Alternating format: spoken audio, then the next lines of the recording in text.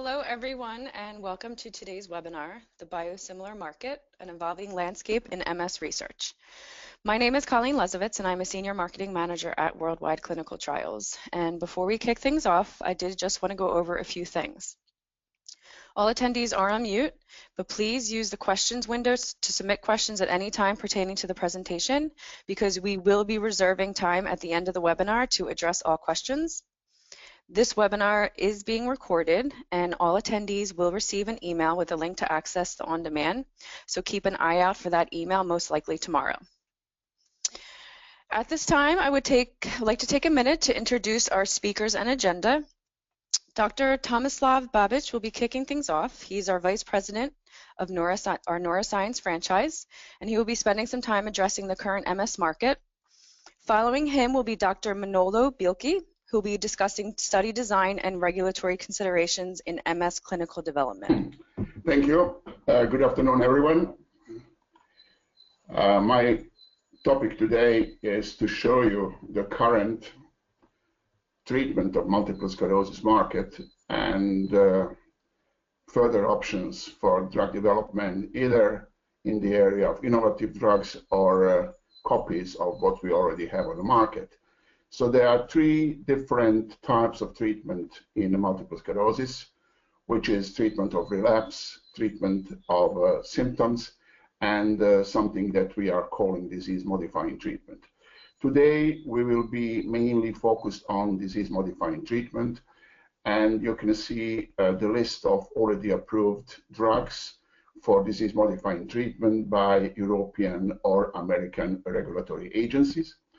And of course, there are few drugs already available for disease-modifying treatment, which we are calling generic or biosimilar, although some of them are already approved in the United States and Europe, and some of them are existing via internet and some Asian countries, which we will just mention here during our presentation, because disease-modifying treatment of new copies, new drugs, is requesting specific procedure.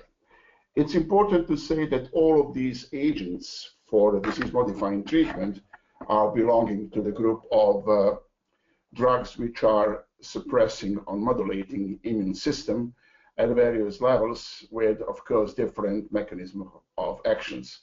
However, as a general rule, available disease-modifying treatment have a favorable impact on the relapsing-remitting multiple sclerosis, while they have no significant benefit on progressive multiple sclerosis, in which neurological disability continues to worsen over time.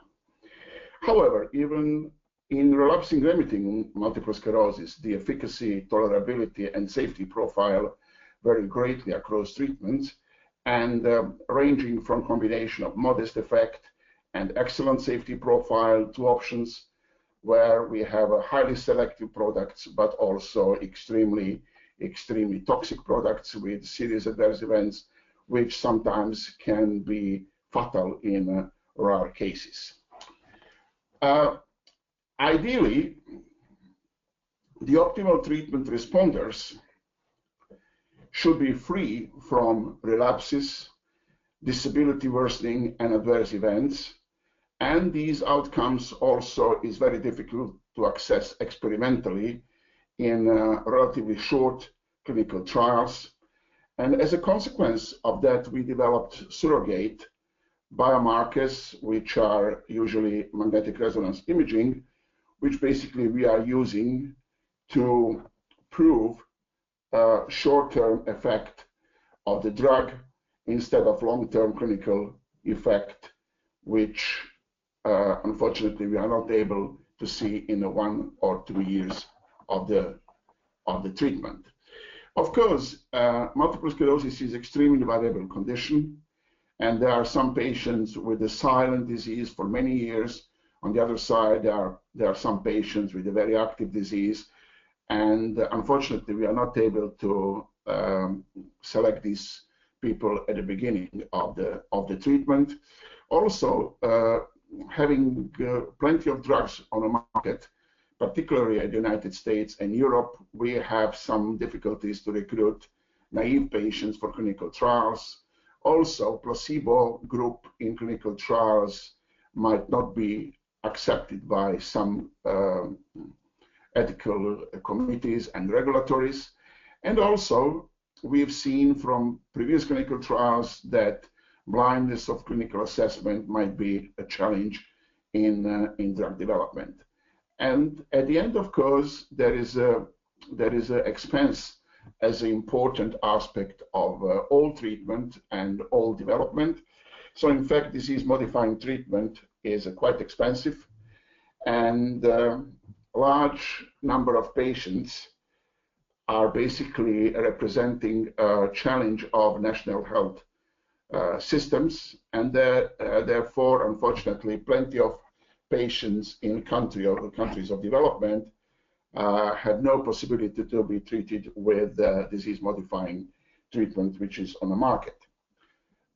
Copies of these disease-modifying treatment may reduce the cost, but assumption that a drastic price reduction for disease-modifying therapy will occur is probably non-realistic. You can see the difference between development of the biological products and the chemical products. Unfortunately, I would say all of these disease-modifying treatments belonging to biological products where development of copies is much more difficult than in chemical products. There is, of course, one exemption, which is Copaxone, which is glatiramer, although some regulatory agencies are insisting and requesting that the development of a copy of glatiramer should follow philosophy and logic and paradigm of the development of biological drugs. The greatest challenge of biological development is a safety, and basically because all of these drugs are belonging to biological products, the main challenge is immunogenicity, because all of these products might have immunological effects on our patients and participants in the clinical trial. However, small alteration in the product manufacturing process in biosimilar products can lead to functional changes that alter safety and efficacy, stressing the necessity for careful monitoring through appropriately designed clinical trials and potentially pre-marketing testing, as is done for proprietary medicine. Therefore, we will focus our today's talk on specificity on biosimilar development for multiple sclerosis. And I would stop here and hand over to my colleague, Manora Belke, who will show you challenges in drug development of biosimilars in the area of MS. Yes, as seen in the slide before, one of the main differences with respect to a small molecule of the biologics is the complex structure. Within the group of the biologics, we have two subgroups. One is represented by the recombinant proteins, enzymes, and the other one by monoclonal antibodies. And the structure complexity between these two is increasing further, and that's showing you how with an advanced biologic like a monoclonal antibody, the clinical development is even more complex and more complicated than this one for a recombinant protein. Both, however, have the issue that it's very difficult, if not impossible, to make exact biological copies of them. And that's highlighted also by the terminology of biosimilar, because the aim is not to have a perfect copy, but a compound which is very similar from the effect in terms of clinical outcomes and PD markers used for this specific disease.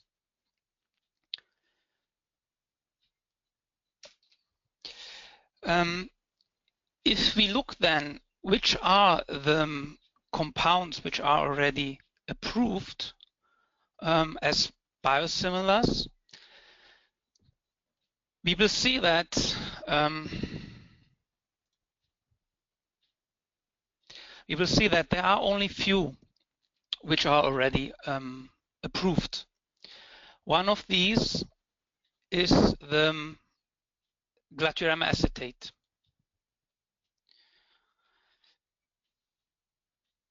You can see here on this table that within in Europe, so by EMA and the US by the FDA, we have only glatiramer acetate approved as a biosimilar. Although, as mentioned before, Copaxone is not a real classical biologic because it's a random polymer of 4 amino acids. And therefore, each of the batch produced from a manufacturer perspective are not fully identical. And even each single dose is not fully identical to the dose the subject might receive the day before.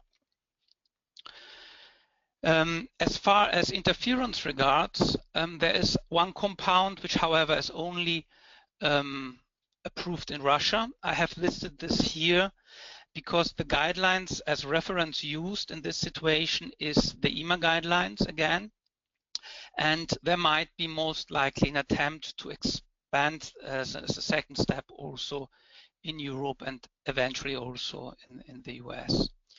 There are some other compounds around, but which have been approved only locally. So, for example, there's an interferon beta 1b as a biosimilar to betaseron. And this is, however, only present on the Indian market. There are some others, interferon beta 1a in Iran and in Latin America.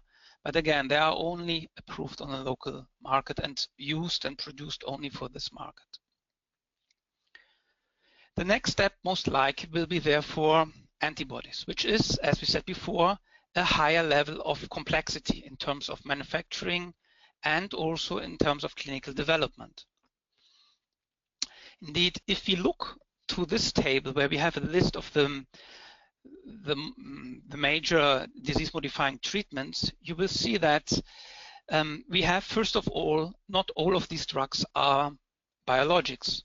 So only those which has been highlighted in blue are biologics. The other one, the white with the white field, white cells, are small molecules, and therefore, if someone would develop a copy of this, these would become generics. If you look to the patent expiration, quite interestingly is that the patent expiration, even for those drugs which have reached the market more recently than glatiramer acetate and interferons, is very close to each other, with the only exception of teriflunomide, which has a patent expiration in 2026, and dimethyl fumarate 2020, which both, however, are small molecules. So for the biologics, we have as a hallmark for development the year 2017 or before 2015. Now, each of these compounds have several patents, obviously, but the time we are referring here as the year where the patent expiring is referring to the main patent which describes the treatment in multiple sclerosis. And you can see also on this table that the perception by neurologists who are prescribing these drugs is completely different, which is an information which should be considered in the clinical development and for also the positioning of the drug in terms of the market available for biosimilars.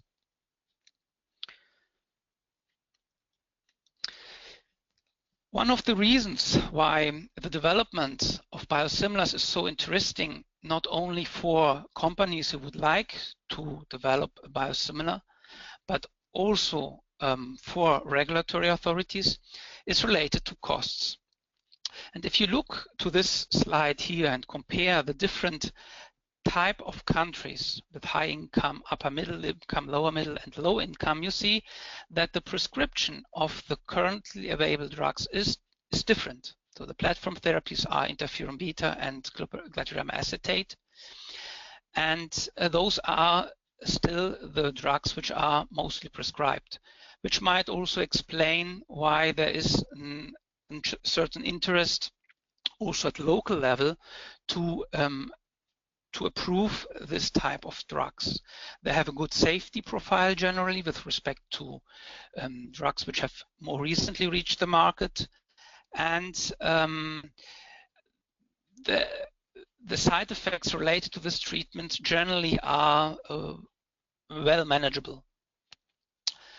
And there is then natalizumab, which is another compound of high interest, and we have seen in the slide before the patent expiration was 2015. So that's something of interest as well for further development.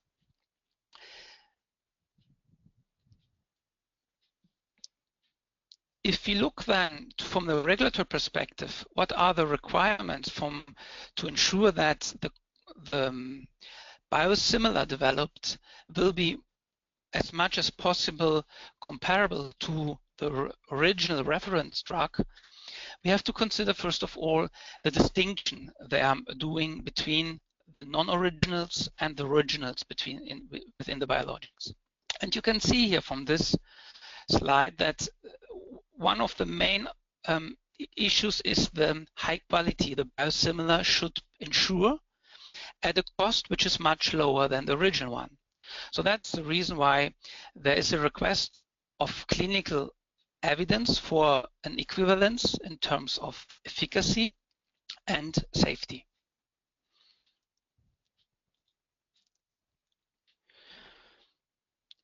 If you look then to the guidelines which are available already on the market, we notice that the health authority with the highest and the longest experience is the EMA, where the first guidelines were developed in 2005. The FDA has only recently, so recently 2012, developed general guidelines. There are some other countries which have followed in the meantime. And one of the reasons why the EMA guidelines are often used by other countries as a reference for their own guidelines is related to the long experience of EMA in terms of this type of clinical development. As you can see also from the slide, there are some countries where there's no formal regulation still available.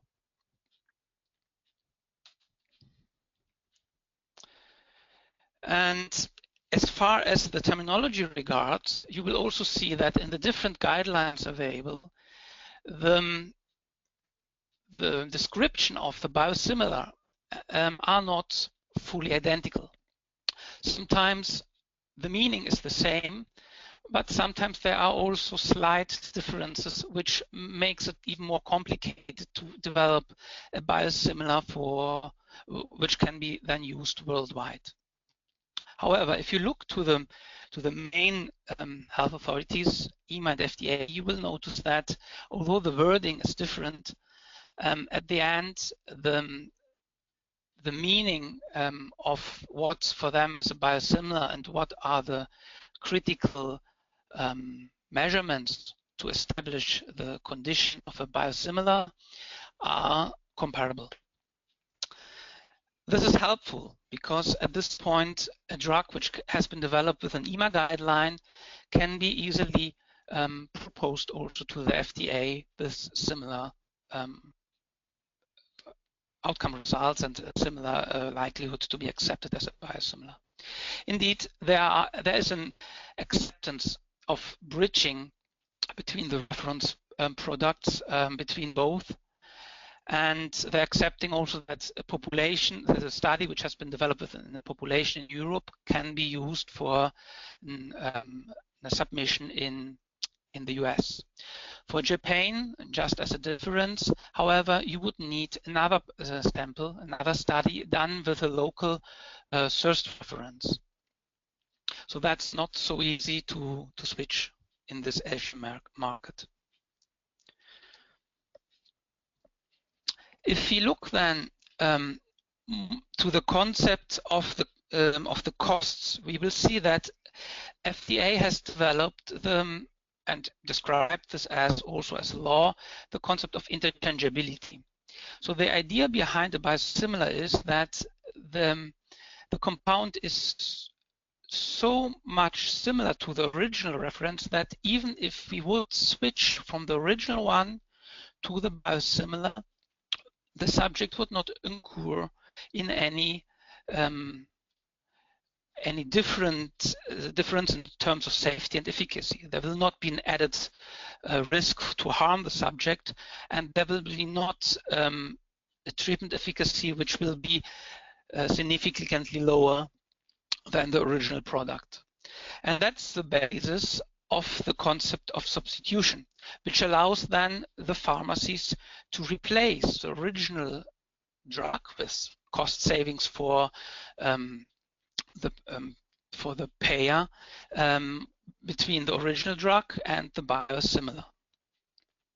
As far as the regulations regard, there are, however, differences. There are countries where the interchangeability is not developed at all or is not allowed. So the US are introducing the interchangeability as one of the criteria for a biosimilar, and therefore it's described in their guidelines. The EMA, however, for Europe is not an authority who is deciding about the interchangeability of a product, which is left on the country level, which makes things a little bit different. And in Europe, the consideration of the interchangeability and the substitution, the act of substitution at this point, is also a little bit different. We can see that there are countries, and here are some examples, like, for example, Canada, where they are not considering that a biosimilar is interchangeable with a reference product. And there are others where they are referring that if the compound is replaced, this should be not done during a treatment, but only at the beginning of a treatment.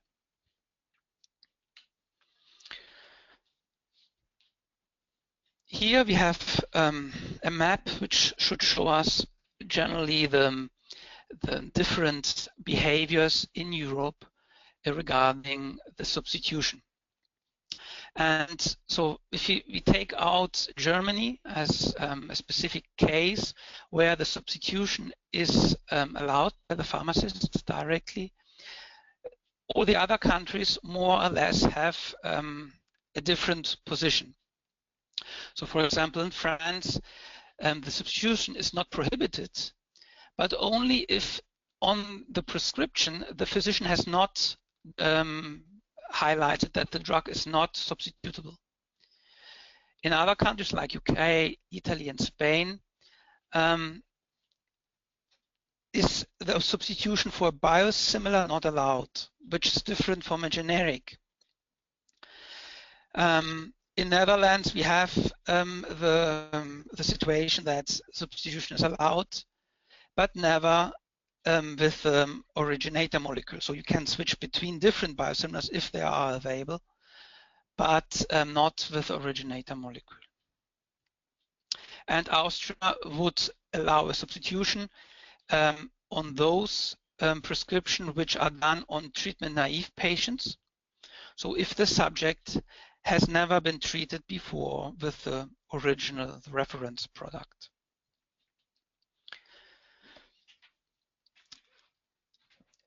There is, however, a change within EU, and you can see this by some authorities who have started to consider the substitution as something what is possible somehow, because the definition of a biosimilar should include that the difference between the biosimilar and the reference product is not significant.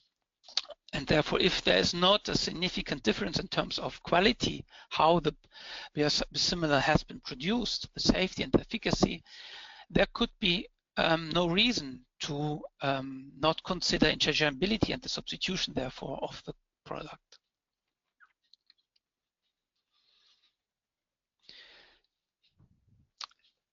As if you look to the EMA and their group of guidelines, and I have highlighted these here in the slide because EMA with respect to FDA has quite structured and hierarchical package of guidelines. So there is a group of general guidelines referring to also to non-clinical data, to the quality of the production, the manufacturing, and in general the issues and the challenge with biosimilar development.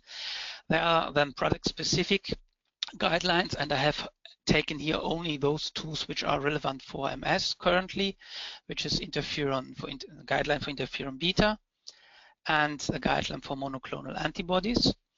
And then there are some more specific, which are referring to the statistical methods and the considerations which should be taken, the risk management plan, and so on. If we summarize all these, you can see that the proof of comparability between the reference product and the biosimilar under development has to occur on different levels. So there is a level which is referring to the quality of the design of the molecule, the manufacturing, as for module 3, and the physiochemical and biological comparability, the preclinical studies comparability, and the clinical studies comparability. So there is a preclinical package at the end, and there is a clinical package. Now, looking more in detail on what is relevant for MS, we should first of all consider that MS is not one specific disease, but MS includes several different stages and forms of multiple sclerosis. Now, for the sake of simplicity, I'm focusing here on this slide deck only on relapsing-remitting MS and a second stage, which is a secondary progressive MS, and the overwhelming classification of relapsing multiple sclerosis. This is due to the fact that the drugs we are interested in as a biosimilar has this type of indication. And if you look to MS and the natural history of MS, you see that there's a preclinical situation where the subject has not experienced any clinical evidence of the disease. But once the subject has a first clinical attack, then the situation is becoming something what is close to the diagnosis to relapsing-remitting MS, if at least through an MRI scan, further disease activity can be proven. So there's still the need to prove that there is a dispersion in terms of space and time of the lesions accumulated during the disease course. And it's not necessary that both of these are proven by 2 relapses anymore. We see in the slide that the disease activity we can see on MRIs in terms of brain atrophy or in terms of MRI lesions, and we have taken here the example of T2 lesions, which is a specific group of lesions implying on one side still disease activity of the inflammatory component, but also some reparative processes ongoing. And they are therefore a good measurement of overall progression of the disease. And you can see that with respect to the relapses, the lesion load sometimes or often is starting to increase on the MRI already before the relapses, when the relapse will then occur later on as a clinical evidence, often further lesion load or further increase in terms of atrophy for the subject. In terms of atrophy, we will see that the relapses are representing an increase of disability for a limited window of time. And that at the first stage, during the relapsing remitting, typically these subjects are coming back to the original functionality they had. That's related to a brain functionality and the overall ability to rearrange the connections to some extent from a functional perspective, although a damage occurred at the brain. And that's the reason why you will see a discrepancy maybe between the overall lesion load you can see on MRI, the atrophy, and the clinical evidence of functionality. But there is a stage later on where you see that the functionality has been lost, and that's a time when, after a relapse, the functionality is not recovering completely. And the T2 lesion load in this situation here sometimes might reduce, but overall there is an increase of this load. And then we have the last step, which is a secondary progressive MS, where you have still a first stage where we can have some relapses, but after each of these relapses, there's never a situation in which the functionality from a clinical perspective is coming back to the situation as described prior to the relapse. And this range where we have still some relapses is called as relapsing MS. And that's an interesting population for those indications which have a second line indication.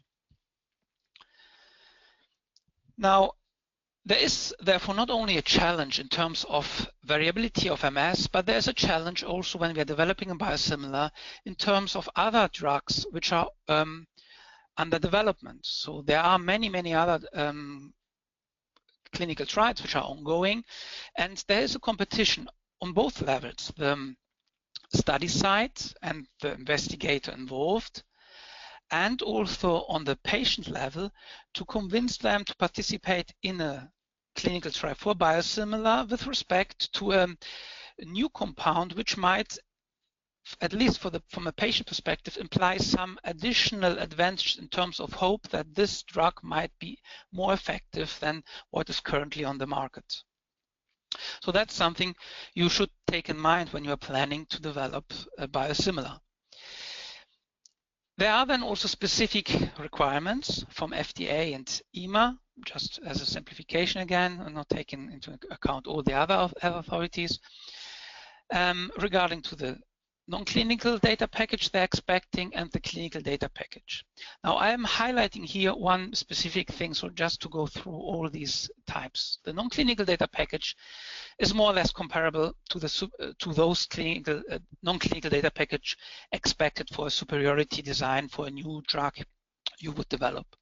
However, for the clinical data package, the health authorities are considering another approach. The aim is not to show that the biosimilar is superior to the reference drug, but instead the idea is to show that this drug is not significantly worse or not significantly different from the reference drug. And there's a slight difference between EMA and FDA. So EMA considers as their standard approach the equivalence design. They're allowing, however, that there is a non-inferiority design approach as well if the company is able to provide a strong scientific rationale for doing that. FDA, on the other hand, is saying the contrary. They are accepting the non-inferiority design, although they are also highlighting that they would prefer the equivalence, but it looks in the description that the non-inferiority design is more accepted as a standard. For both, and that's interesting, there is a direct highlight and specific examples made for multiple sclerosis, that a PK/PD study conducted in subjects with MS for the specific indication of the reference product would be a relevant data set which can be considered a phase 3 study if properly done and comparing then the biosimilar to the reference product. Now, focusing a little bit more on that, the guidelines specifically are highlighting that as a PD marker, MRI scans are a very good parameter to use, and they are recommending these even specifically for these type of development. They are listing also generally the PD requirements they have for the parameter used in these PD studies. And if you look to this list of these three characteristics, indeed, an MRI parameter, if properly chosen, is fulfilling all these three. So the PD and MRI parameter is a relevant clinical outcome, as shown already by several publications, where the MRI outcome together with relapse is at baseline. So the MRI situation and the relapse at baseline is even able to predict the outcome at a later stage. But not only, if you're using an MRI outcome, it's strongly suggesting the efficacy of a drug, even if the duration of the study is shorter and as needed for a clinical outcome.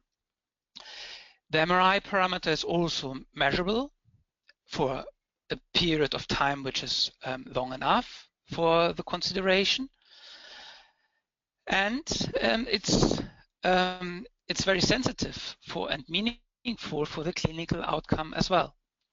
So all these characteristics are fulfilled, and that's the reason why, if we are thinking about in the clinical development of a biosimilar, we should consider, instead of having a healthy volunteer study, as we would do in a superiority design for a new original drug, we should consider to perform this PK/PD study in subjects with MS.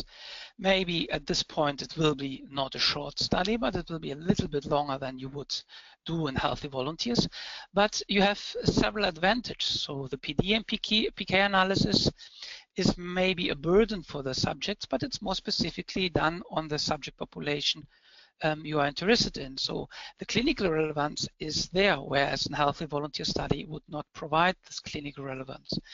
The variability is also given, and there is a variability given by the MS patients, and that's good because you are considering the PK and PD outcome within the context of the variability of the patient you would like to treat at the end.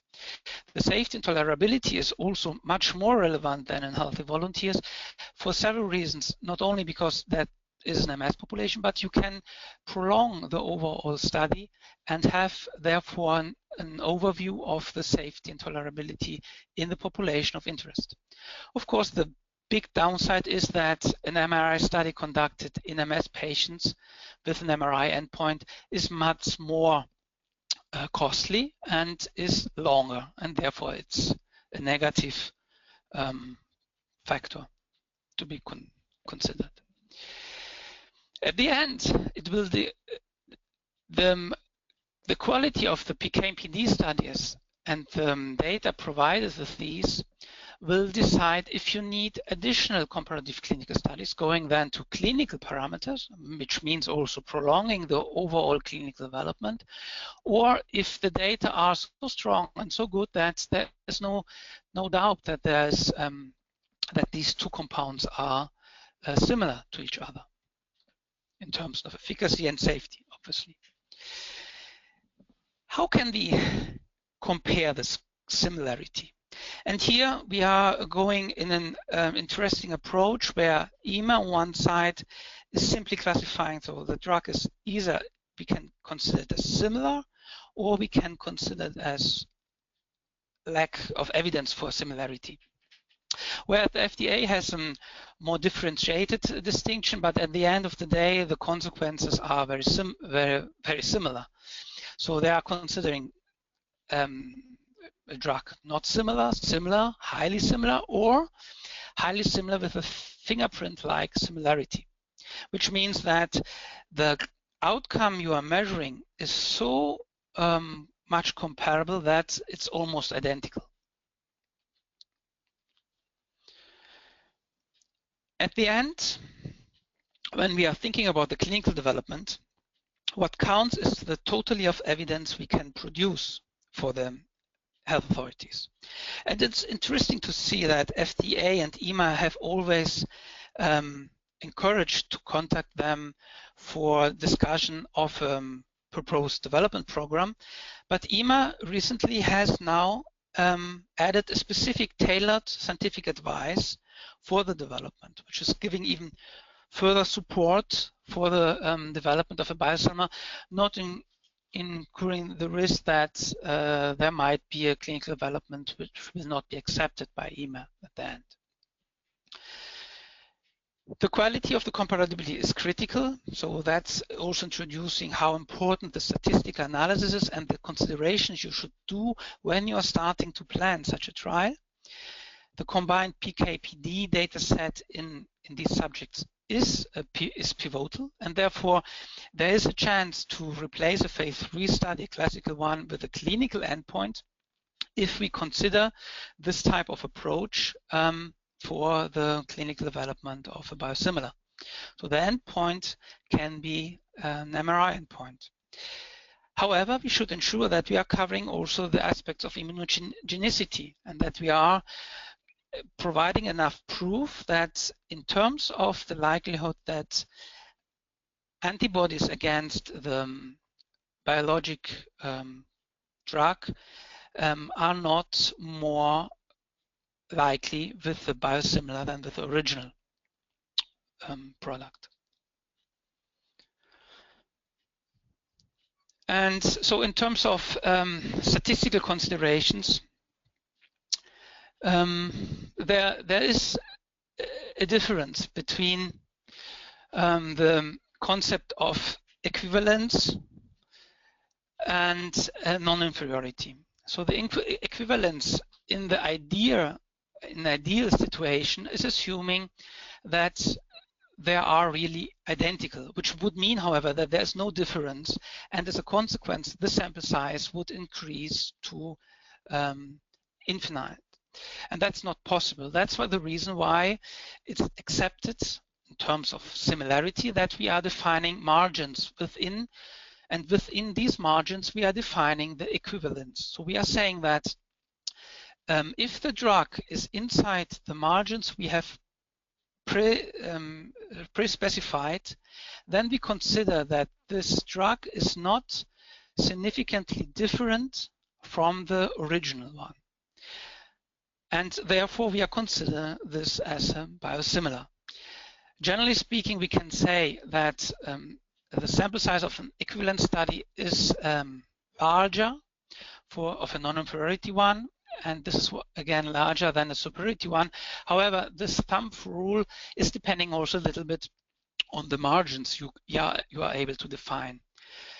And the margins, as we will see in the next slides, is defined based on the data you have collected in the previous studies of the reference product.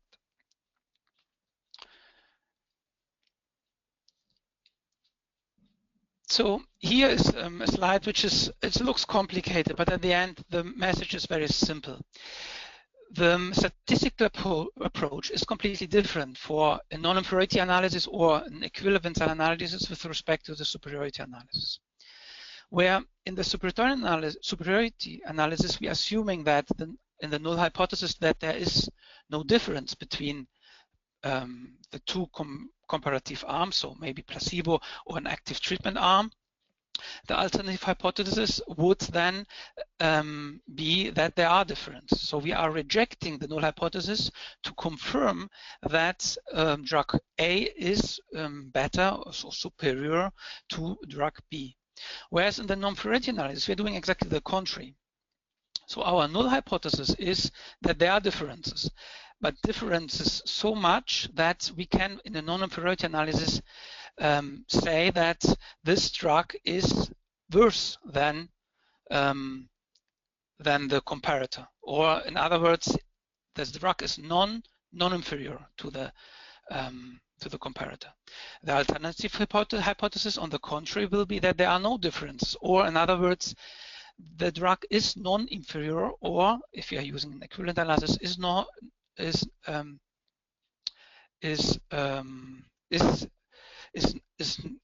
equivalent to the other drug. Here in this graph, we have a simplification. We have a graphical representation of the difference you can see between the superiority analysis, the equivalence, and the non-inferiority. And you see here that the delta defined for the superiority has a relevance for specifying and determining the sample size. However, in the analysis, within the analysis, it doesn't count much anymore. It counts much more the difference of the lower bound of the confidence interval you have with respect to the zero line. Whereas in the equivalence study, we have two deltas defined as the equivalence margins, and the drug has to be within these margins. And only if they would be outside of these margins, we consider them as non-equivalent. For the non-inferiority design, we have something of similar, but we have only one margin. So a situation like shown here, where we are passing the zero line, but the confidence interval is in both areas. We have a non-inferiority proven, but we have not necessary superiority also. On the other side, if the confidence interval would be outside on the left side of this delta of the margin, the non-inferiority margin in this case, then the subject would be much worse than the comparator drug. As far as the non-inferiority regards, we can have indeed different type of outcomes in relation to the margin. And I'm highlighting this here because the non-inferiority design approach can be one of the solutions you are looking for by developing a biosimilar. So we can have a situation as we see in the first case, where the confidence interval not only is on the right side of the non-inferiority margin, but it's also on the right side of the zero line, which means the drug is not only non-inferior, but it's even superior to the drug of the comparator. The second line is showing a classical situation where you have a non-inferiority proven, but the drug is not superior because passing the zero line. Then we have in the third example, from going down, we have a situation where the lower bound of the confidence interval has passed the non-inferiority margin, and therefore the non-inferiority is not shown. This drug is different from the comparator. And it's worse than the comparator because the lower part is out of the margin. Then we have the example of a compound which is non-inferior, but superiority has not been proven, so it's not inferior at the same time with respect to the comparator. And we have a last example where the compound is both. It's inferior and not non-inferior with respect to the comparator drug. Now, how are we defining the non-inferiority margin or the non-equivalence margin? It's somehow an arbitrary parameter. However, the arbitrary parameter has to be cleanly meaningful, which means it has to be specified and determined based on clinical data already available. And it has to be predefined before you are doing the statistical analysis and even before you are planning your study. For the calculations, important is that you are using objective data as a reference. And then there are different approaches from a statistical point which helps you to define the margins in an objective way. So for example, there's a 95-95 rule where you have margin M1 and M2 giving you even a higher level of confidence that you are not taking any wrong conclusions. Important is that at the end, both the efficacy and the safety are considered in terms of the equivalence or the non-inferiority, whatever has been chosen. And as far as the safety regards, you should consider also that there might be a requirement for a post-marketing commitment. For the immunogenicity, there are different expectations, and that's also something which should be discussed with the health authorities beforehand. Taking all this information together, the objective is to bridge the benefit risk of the biosimilar to the reference product. And we have different options to do this. Now, these recommendations here are general one, but at the end you need to find specific solutions for each of the compound under development. And as the compounds are different in terms of the efficacy and safety issues, also the choices you will take are completely different. One of the recommendations could be that you have to ensure that you have subjects with disease activity at baseline, because only if you have a disease activity at baseline, you will be able to show that both drugs have an effect on disease activity. The more subjects you have without disease activity, the more the trial trends to became a gambling. And if the distribution of the number of subjects without disease activity is even not equally distributed between the two arms, the risk to fail is very high. MRI parameters are very important, and choosing between gadolinium-enhancing lesions, for example, which are showing much more the activity of the inflammatory component, and parameter of new or enlarging T2 lesions, or combined unique active lesions, if you would like to take both, is a little bit depending on the compound you have, the duration of the trial you are aiming to propose to the health authorities, and the overall budget also you have available for such a type of development. Relapse rate and EDSS progression are clinical parameters, but with respect to a superiority design, you would use them here as secondary endpoints to support further the MRI endpoints. Recently, there was a lot of discussion about NEDA, which means no evidence of disease activity, and this is that's an endpoint which is combining clinical endpoints and MRI endpoints and giving you a dichotomic situation status. So either the subject is free of any disease activity or the subject is not at the end of the study. This endpoint can be also added as a secondary one, but it's important to understand to which extent the different parameters of this composite endpoint are balanced between each others. Then the frequency of the MRI scans is also important.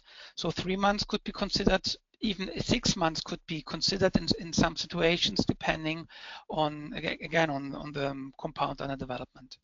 Overall, a study duration of 9 to 12 months should be enough. However, as we will see in the next slide, there are some ideas on showing the interchangeability, so switching from the reference drug to the biosimilar, and this would eventually take some further time. So this could be done through an extension study, for example. So here we have an example taken from the GATE trial, which is a trial developed. The design has been developed together with EMA, and the aim was to develop a biosimilar to glatiramer acetate, and the reference product was Copaxone. And the interesting part here is that they have chosen on one side cumulative number of T1 gadolinium-enhancing lesions versus baseline, where they have increased the power to find some lesions by doing 3 MRI scans at months 7, 8, and 9, and comparing them to other 2 to 3, or sometimes even only one MRI scan at baseline. So this screening period has visit 1, where you have 1 MRI scan plus 2 other visits eventually if there's no gadolinium-enhancing lesion found at visit 1. So here they have chosen to increase the so to ensure that there is some disease activity for the endpoint they are measuring by having more than one MRI scan. And they are using multiple MRI scans at the end of the study to ensure that the likelihood to find T1 gadolinium lesions is high enough. Another option would have been that they took also T2 lesions and the combined unique lesions.